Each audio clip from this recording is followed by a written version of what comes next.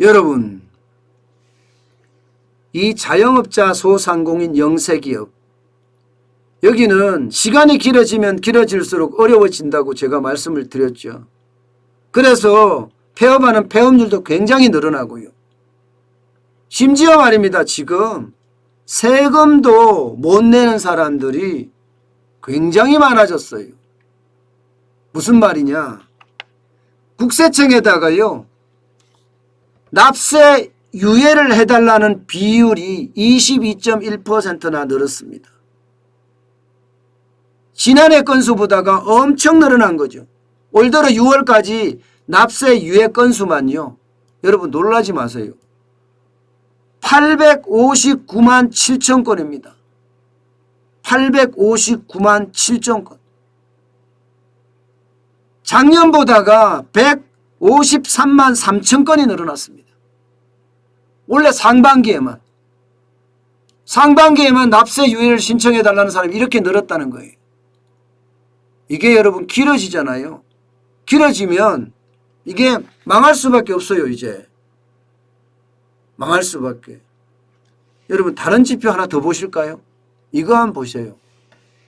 지금까지 납세 유예를 한 실적입니다. 지금까지. 지난해부터 코로나19가 확산되고 나서 납세 유예한 실적이에요.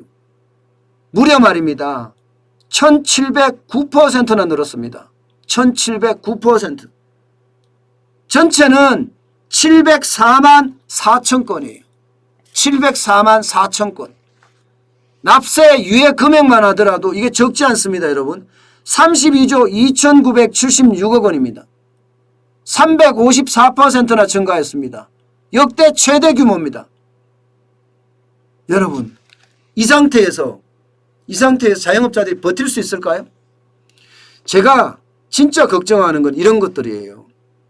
지금 요소에 지뢰밭들이 엄청나다는 겁니다. 지뢰밭들이. 이게 말이 32조죠. 32조 2796억 원이잖아요. 예, 납세 유예한 금액. 지금 대출 만기 연장이나 이자 상환 유예도 213조나 있습니다. 여기에다가 납세 유예 금액도 32조 2976억 원이 있습니다. 지금 부채공화국이 아니라 여러분 위기가 진짜 소름 끼치도록 몰려온다는 이야기도 돼요. 여러분. 위기가 소름 끼치도록 몰려온다는 이야기도. 이게 여러분 세금만 이런 게 아닙니다. 세금만 이런 게 아니라 지금 보험도 마찬가지예요. 보험도. 보험 실적도 보면요, 고용보험이 지금 장난 아니에요. 2021년 상반기 기준으로 보면요, 얼마예요? 130만 8,126건이 지금 체납되고 있다는 겁니다. 이것도 5인 미만 사업장만 지금 잡은 거예요. 5인 미만 사업장만. 2020년까지만 하더라도 여러분 127만 8,886건이었거든요. 그전에는 굉장히 적고요.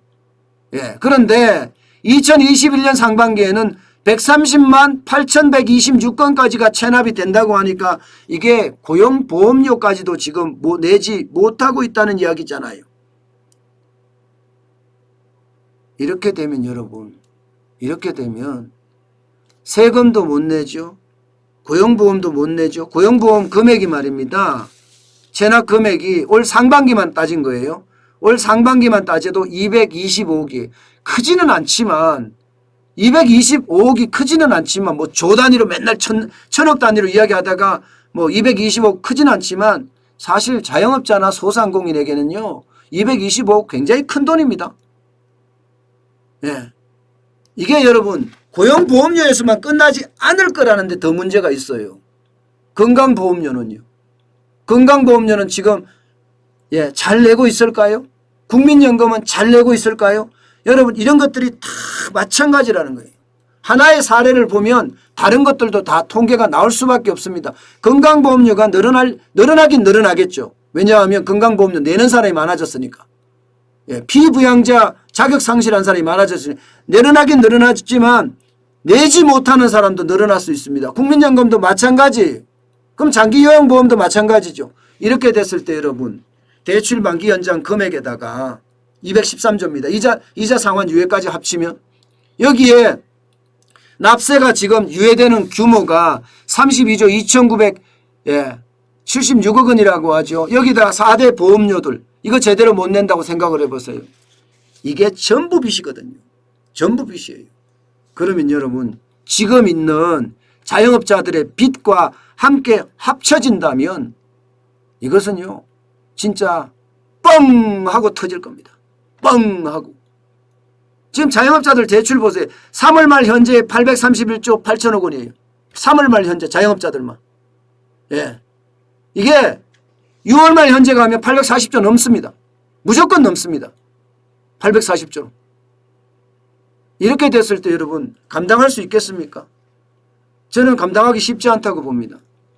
제가 여러분들에게 늘 말씀을 드리는 빚이 지금 천정부지란 뜻이에요. 이것은 어째 보면요. 우리가 감당하지도 못하는 사이에 심각한 상황을 초래할 수도 있다 이렇게 봅니다. 그만큼 여러분 빚이 자영업자들에게는 골목상권, 신흥상권, 전통상권 여기서 일하시는 분들에게는 지금 최악으로 가고 있다는 이야기입니다. 게다가 이거 한번 보세요 여러분. 직원을 둔 자영업자 127만 4천이에요. 문재인 정부 초기만 하더라도 자영업자 많았습니다. 지금 2018년 대비해서도 지금 얼마예요? 34만 명이 넘나요? 1982년 이후로 최악이라고 이야기하니까요. 1982년 이후로. 그러니 이게 정책이라는 게 이런 데서 나와야 되는데요. 무조건 있잖아요. 포퓰리즘을 가장한 정책이나 포퓰리즘 정책이나 이런 정책들은 나라를 좀먹게 하고 나라를 망국으로 이끕니다. 저는 여러분 이재명 경기도지사의 어떤 상황을 보면 나라가 진짜 망국으로 갈 수 있겠다 그런 생각이 들어요. 기본대출 1,000만 원씩 준다고 하죠. 기본소득 준다고 하죠. 기본주택 준다고 하죠. 심지어 이번에는 어떻게 했습니까? 경기도만 전국민 재난지원금 준대요. 경기도만 전국민 재난지원금. 그러면서 포퓰리즘이 나쁜 거냐? 뭐 이렇게 이야기합니다. 이게 여러분 포퓰리즘이 나쁜 거냐? 이 말 자체가 진짜 창피합니다. 전 세계 사람들한테 물어보세요. 포퓰리즘이 얼마나 나쁜 건지.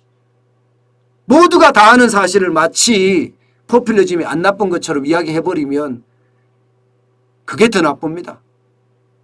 그래서 자영업자들은 더 악재에 울고 있는지도 모르겠어요. 돈을 푼다고 해도 대수가 아니거든요. 정확한 효율성이나 또 경제성을 따져가면서 이게 늘려도 늘려가야지. 그래야지 나라가 부강해지고 단단해지는 거거든요. 포퓰리즘식으로 막 뿌린다면 진짜 심각해질 겁니다. 자영업자들도 지금 마찬가지예요. 부채 대책을 제대로 세워야죠. 무조건 미뤄줘서 되는 문제가 아니에요. 대출 만기 연장해주고 국세 만기 연장해주고 이게 문제가 아니라니까요. 자영업자들에게 지금 가장 절실한 것은요. 장사를 해야 된다는 사실입니다. 무조건 장사를 해야 됩니다. 그래야지 자영업자들이 그나마 살아날 수 있을지도 모르겠습니다.